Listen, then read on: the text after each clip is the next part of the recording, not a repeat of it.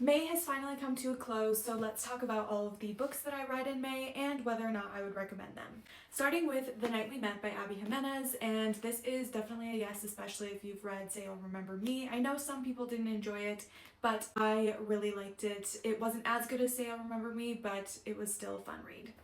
Fool's Errand by Robin Hobb. This is the first one in the Tawny Man trilogy, and yes, I liked this more than I was expecting to, especially after just coming off of the Live Ship Traders trilogy. I was completely engrossed in this. The Unselected Journals of Emma M. Lyon, Volume 3.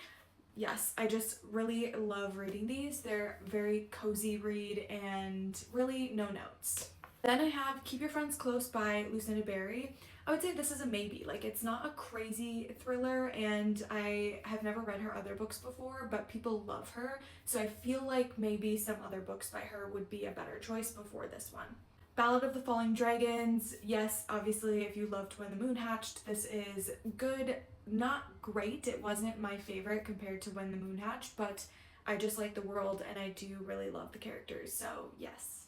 The Dinner Guest. This, I'm gonna say no. I feel like there's just such a plethora of thrillers, and this was very mid, so I feel like maybe you'd be wasting time when there's so many other great options out there. Hot Milk. This is a maybe. It's definitely not going to be for everyone. I liked the writing and the storytelling, but it is just a bit.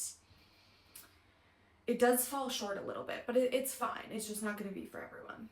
Then I have Strangers, the Memoir of a Marriage by Bella Burden, and I would say yes, this was a good one.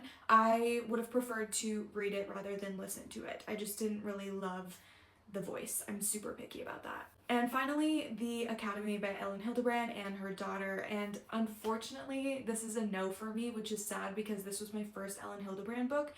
But it was just a little too cringy as far as all of the like pop culture references for me, and I don't think I'm going to continue unless someone has a really strong argument for me on why the second one is better. But sadly, this one is a no for me. And unfortunately, I didn't quite finish Isola in time to make it into my May wrap up, but it will be finished shortly and it will be in this week's Cozy Corner, so stay tuned for that. Otherwise, I would love to know what your top tier book that you read in May was, so let me know in the comments.